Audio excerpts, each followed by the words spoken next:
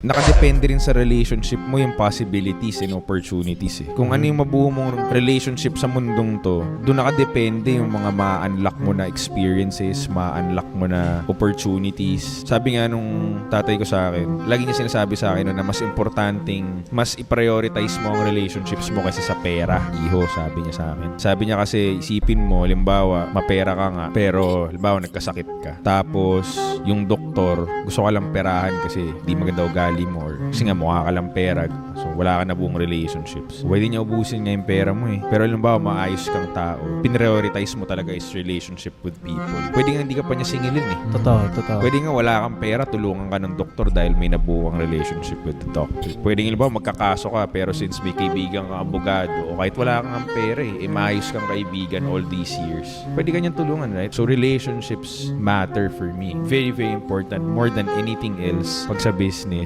businessman o personal life.